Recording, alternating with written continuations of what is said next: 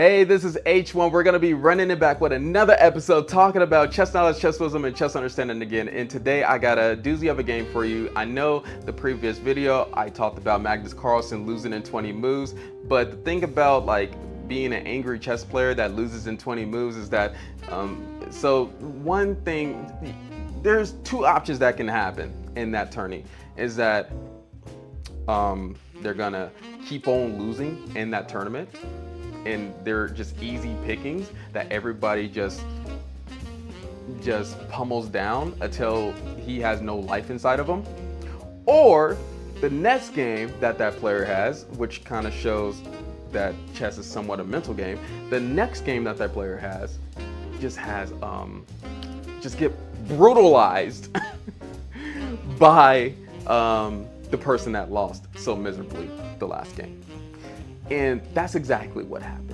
So yes, we are on Magnus Carlsen's side, and he beat his opponent in 26 moves. He beat one of the young people that should be replacing him. It's pretty bad. 26 moves is kind of not decent.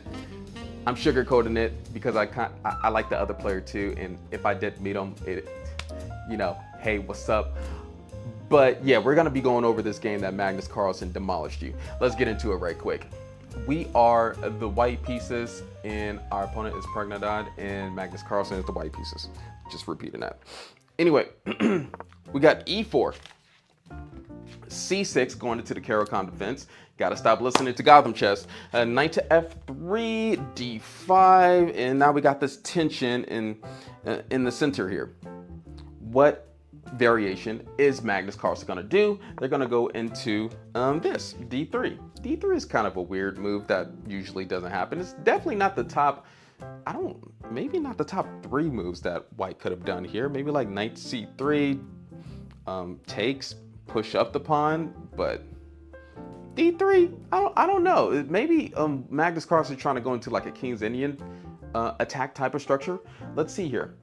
After bishop to G4, Magnus Carlsen didn't like that. He didn't like that bishop. And let me not forget about the stick.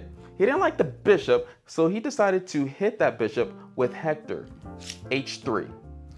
Where does that bishop go? Well, it definitely doesn't go all the way back to C8 because that would be counterintuitive, and we don't want to move pieces back, but we want to keep it out-developed.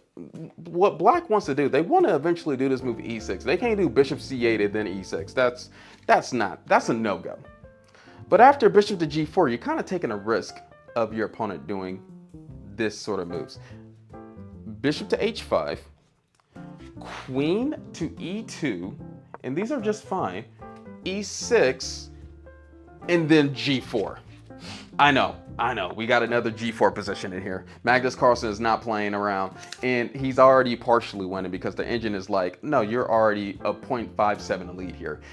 I don't really believe it yet until I see it, because the 0.5 lead can go away really soon because we're all humans.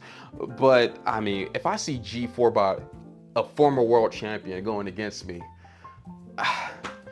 I already know I'm in for a doozy. I'm in for a doozy.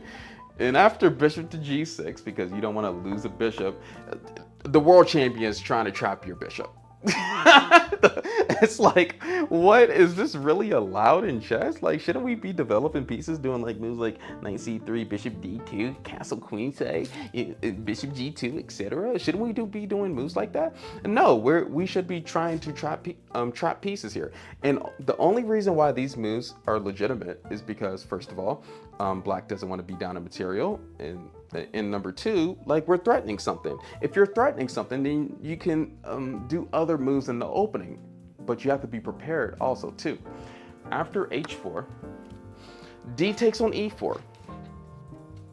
D takes on E4. And then we have this move H5 finally. He's like, okay. I don't want you trapping my bishop. Let's do H5. And now I got some free room around the corner here. Like, the bishop can go to H7 at this present moment. There's been a lot of danger here. There's been a lot of like, hey, what are you sure about that? But if I lost the game in 20 moves, I would be acting the exact same way. It's like, dude, I don't really care about this tournament anymore. I'm going to demolish every single one of you, and this is how I have to play if I'm if I'm trying to win.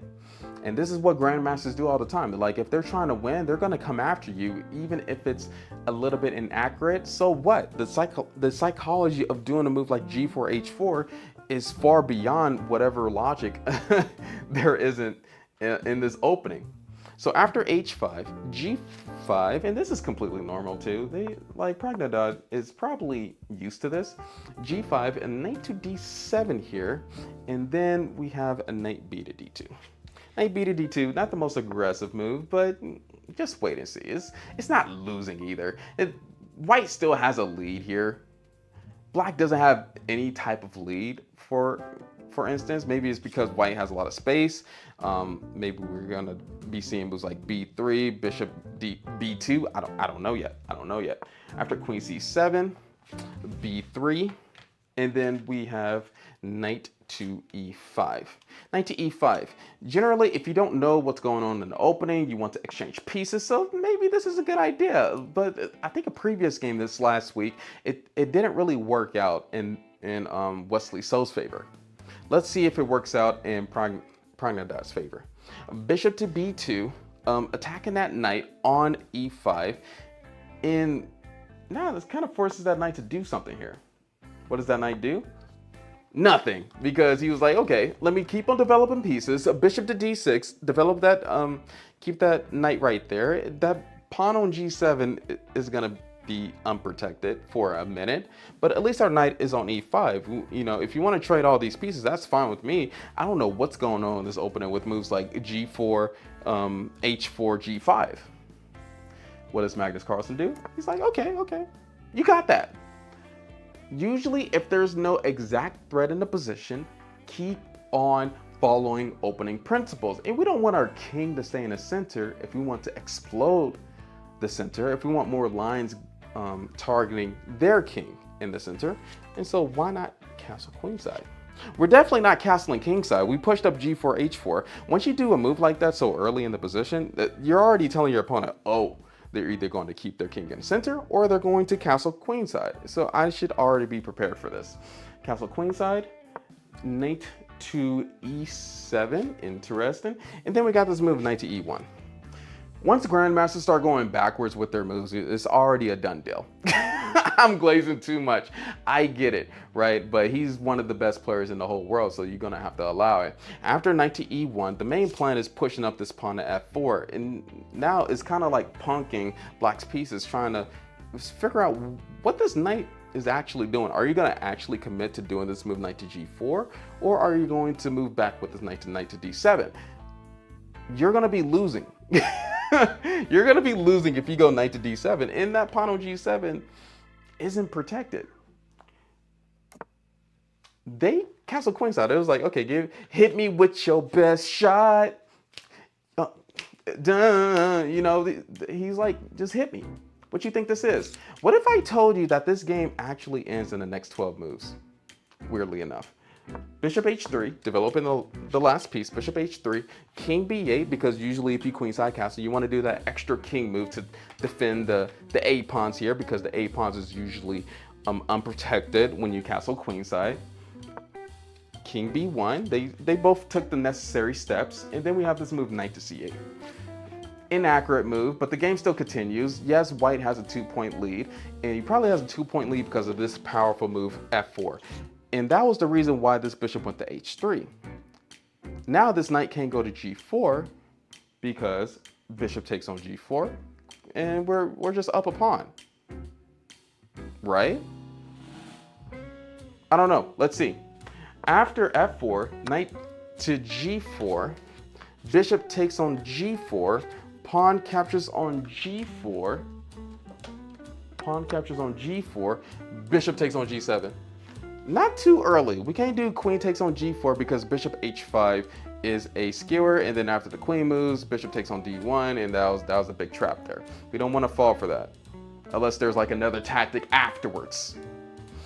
Bishop G7, rook to H7, attacking the bishop.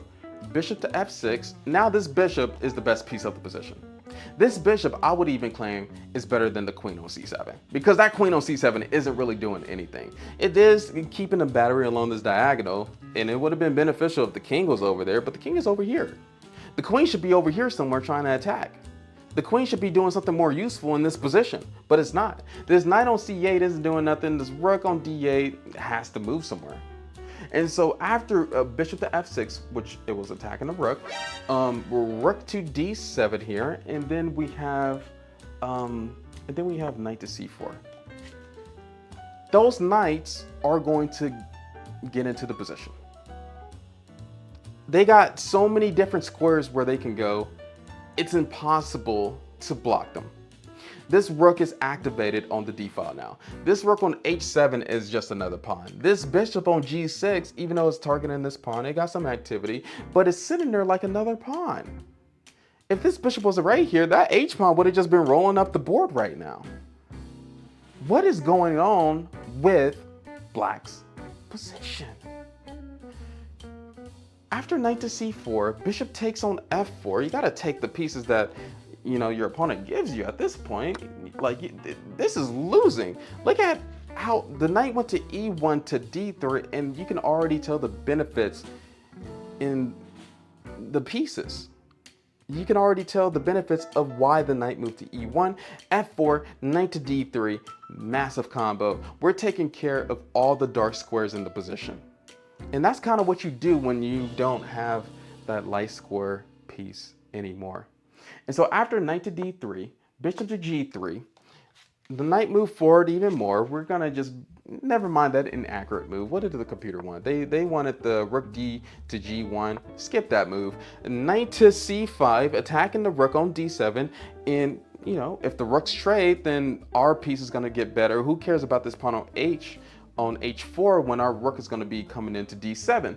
After knight to c5, rook capture, all of this is happening too quickly. And then we have this next move, a knight to d6. Knight to d6, trying to block that rook from ever going to d7. There's a lot of danger here. And Magnus Carlsen asked him a question. He was like, you have to know that you're lost here. You're playing without two pieces, and there's a major tactic in this position. Like, are you sure about that? You want to continue on with this game? This is what he did here. Knight takes on d6. Bishop takes on d6. And then sacrifice the rook. Brilliant move. After this move, he resigned. Pragnananda resigned. Why did he resign, of course? Well, let's celebrate first of all. We won the game. Make sure that you like and subscribe, because winning is a very exhilarating feeling. But what's the point of doing rook takes on d6? What happens after queen takes on d6? Do you see the tactic? First of all, we got to think outside the box here. Because if you don't, you're going to think that this is losing for the white pieces. We just lost the whole rook, whoa. But we have this move, bishop to e5. Pinning the queen to the king. If queen takes the bishop, which it has to, or we're going to take their queen, knight d7, check. And this is done. This is over. King moves, knight takes on e5. Let me just do the moves right quick for you. I know y'all like me throwing the pieces. You know what I mean? Here we go. We get a whole queen. They still have silly pieces on the king side. A win is a win. That was a nasty tactic that Magnus Carlsen found in this position, and he told the world why he was the world champion. He's still the world champion, basically, pretty much, but he told the world why he was the world champion for like a decade. Anyway, thank you for listening. I appreciate every single one of you. Keep on fighting till the end. Hey, I got more videos for you to watch. Go watch those. Peace.